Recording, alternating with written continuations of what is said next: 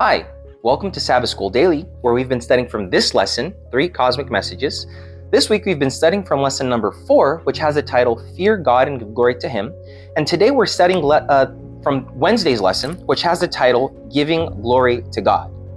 The first thing that I found interesting with today's lesson was this note, this detail that the author included about how in the Old Testament, usually, but not always, but usually when you find the phrase or the subject of giving glory to God, it's given in the context of God's divine judgment. And so something that people could question is, why would I be giving glory to God? Why would I be glorifying Him if I'm being judged, right? Being judged, it's not really a good thing, is it? So that's something that we're going to talk more about in next week's lesson, which has the title, The Good News about the Judgment, right? So that's a very interesting title just in itself, The Good News about the Judgment. So this is just a little short foreshadowing that I believe he included here. It's going to be a very interesting lesson next week, but judgment is a good thing. In the Bible, God's judgment, it's a good thing. Of course, depending who you ask, right? But I found that very interesting that in the Bible, in the context of the Old Testament, when you find this phrase, giving glory to God, or this content, this subject, giving glory to God, it appears in the context of the divine judgment. But I feel that one of the best texts in the Bible that define what it means to give glory to God, or how we give glory to God, it appears in 1 Corinthians chapter 10, and this is here in, again, Wednesday's lesson. It's 1 Corinthians chapter 10, verse 31. And what it says is this. It's a very famous text. It says, "Therefore, whether you eat or drink, or whatever you do all to the glory of God." So whether we eat, whether we drink, or whatever we do, do that for the glory of God. I think that this text, it is so clarifying. It is so all including, right? It's all inclusive, because usually what I see in many people that I talk to, and look, revealed even in my own actions, is sometimes we want to draw a line up to where can I go without, offending God? Up to what point can I get before sinning?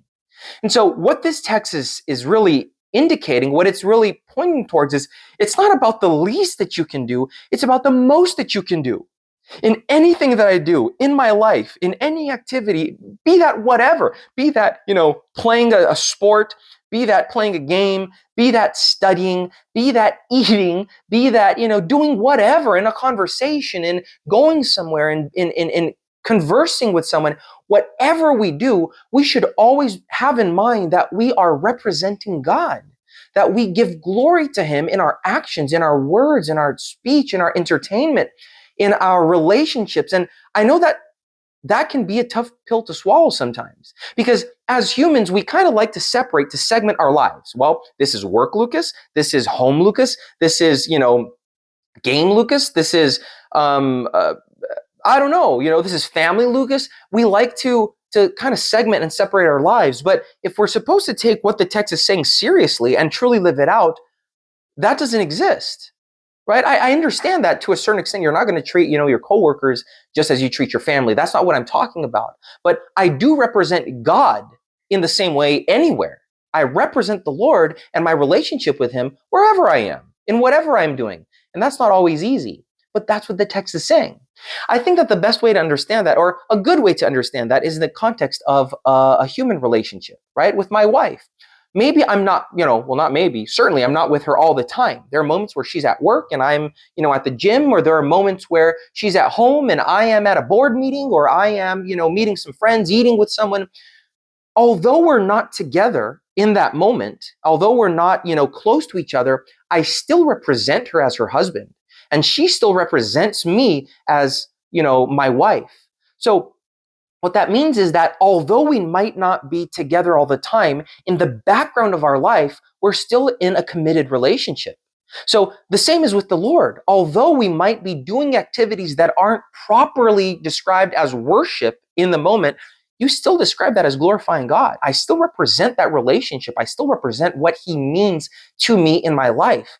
That's what this text is saying. So be that by eating or drinking or doing whatever, glorify the Lord in your life. A text that kind of goes a little deeper into that it's also mentioned in the lesson. It's Romans chapter 12, verse 1 and 2. And so what it says is this. Romans chapter 12, verse 1 and 2, it says this.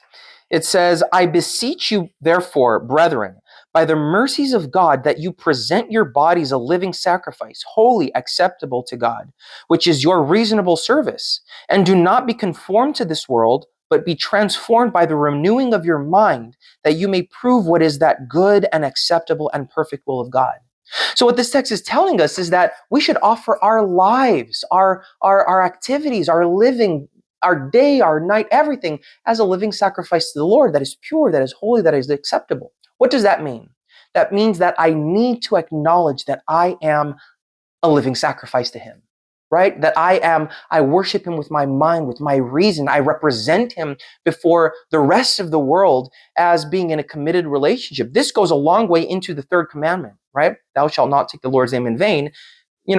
Made that positive. If you turn that positive, I should represent the Lord's name in the correct way.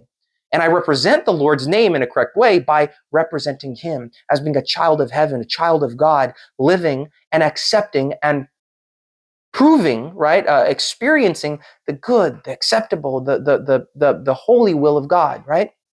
So I hope that this is what you got out of this lesson. There's, of course, these lessons, since we're dealing with the Bible, these are inexhaustible topics and subjects. So I'm sure that if you get, 100 people in one room talking about this, you're going to have 200 different opinions and different ways of seeing it. But this is what jumped out of the study for me today. I hope that this encouraged you in a small way, and I hope that it kind of added to your study of the lesson.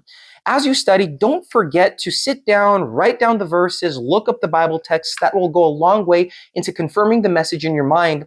And, I hope that studying the lesson isn't, this quick thing that you do. Sit down, think it through, meditate on the words, look up the verses, allow this to be a moment of worship for you. I know that for me, this is what it is. Not only reading it, but doing these little Sabbath School daily videos, it ends up being a very holy moment for me in the day where I can sit down and share and communicate and, do all three things that are part of the formula of living a godly life, which is studying the Word, being in prayer, and sharing that. So I hope that that's what you're doing as well, and that you're experiencing the holy, the pure, the acceptable will of God in your life.